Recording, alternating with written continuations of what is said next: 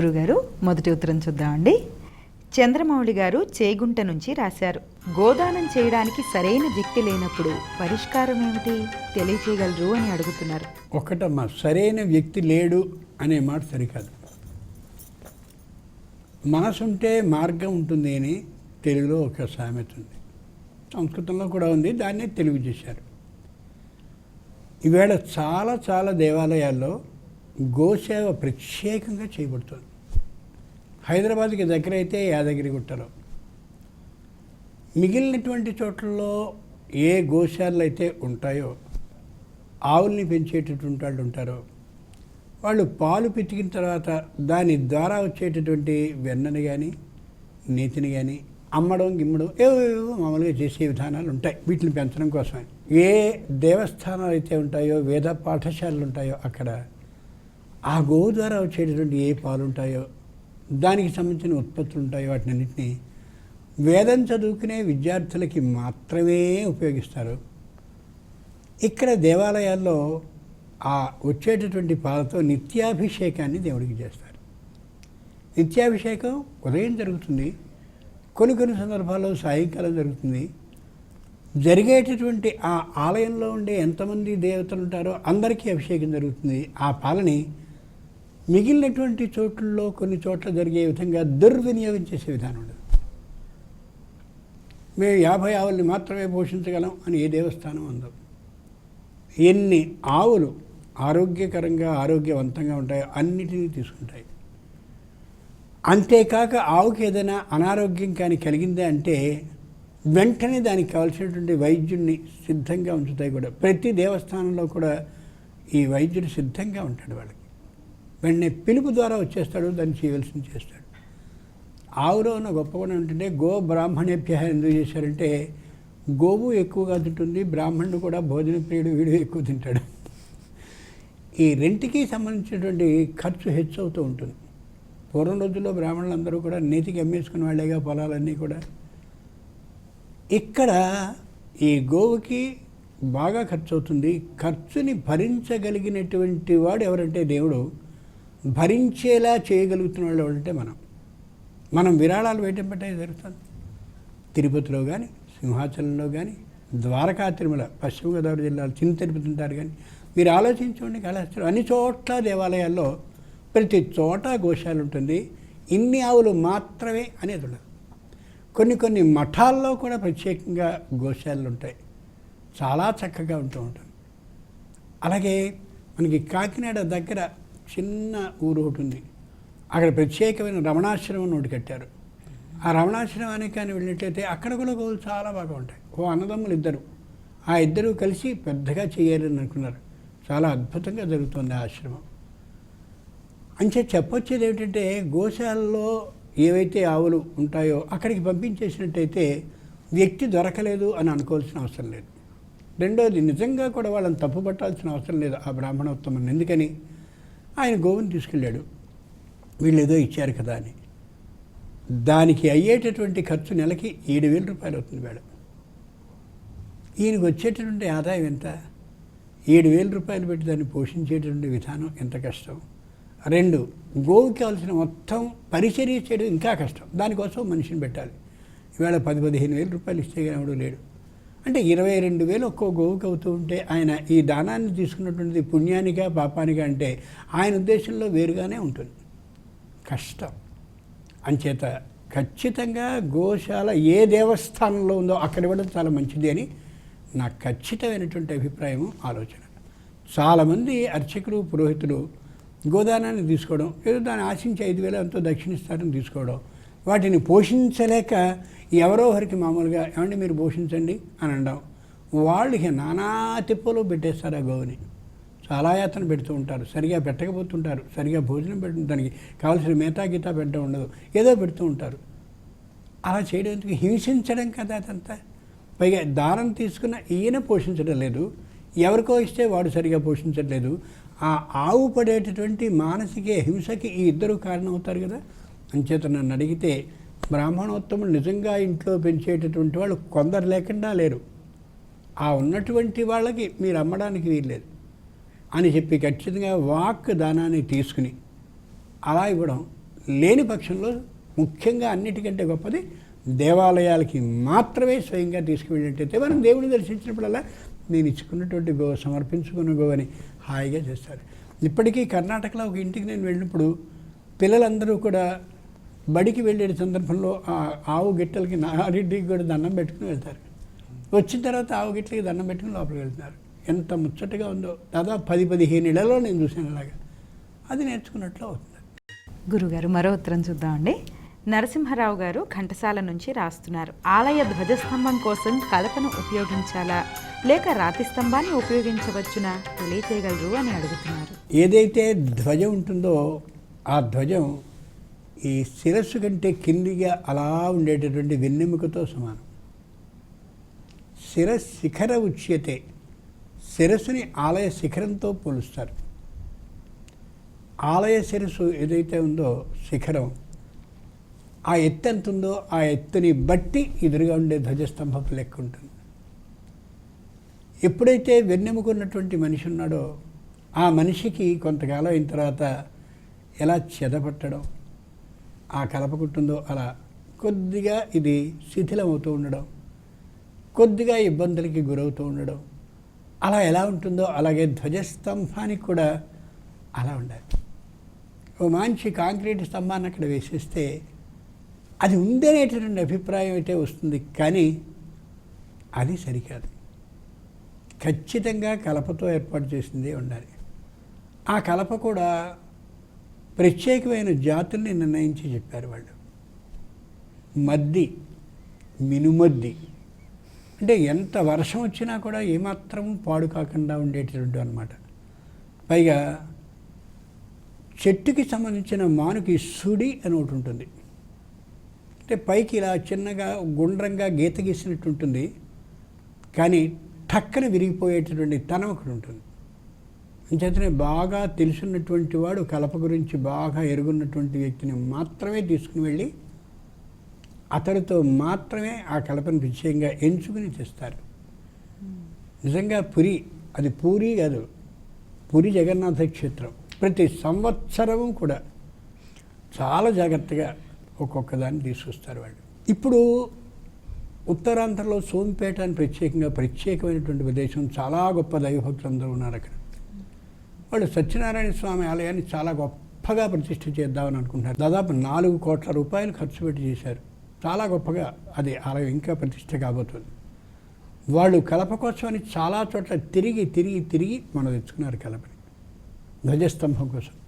ఎందుకంత ప్రయత్నం చేయాలి? ఊళ్ళో ఉన్నటువంటి 5-6 చెక్కలన్నింటినీ కలిపేసేసి గట్టిగా చేయొచ్చుగా కాదు, శాస్త్ర ప్రకారం చేయాలనే ఆలోచనతోనే అంత శ్రద్ధ చేశారు. మనం శాశ్వతం కాదు, దేవుడి ముందు ఉండేటువంటి ధ్వజస్తంభం శాశ్వతం. ఈ వెనుక ఉండేటటువంటి ఎముక, ఎముక వెన్నెముక, వెన్ను అని పిలుస్తాం కాబట్టి వెన్నుకి సంబంధించిన ఎముక వెన్నెముక అయింది. మహానుభావుడైనటువంటి దధీచి అనేటటువంటి ఆయన వెన్నెముకని దానం చేస్తే అది వజ్ర ఆయుధంగా అయింది ఇంద్రుడికి అని మనం పురాణం చెప్తుంది. చేత ధ్వజస్తంభానికి అంతటి ప్రాముఖ్యం ఉంది. ఎందుకు కలపని మాత్రమే వాడాలి, ఇది ముఖ్యం. ఎక్కడైనా సరే దాని మీదట ఎగరవేస్తారు, ధ్వజపటం అని ఎగరవేస్తారు ధ్వజస్తంభం మీద.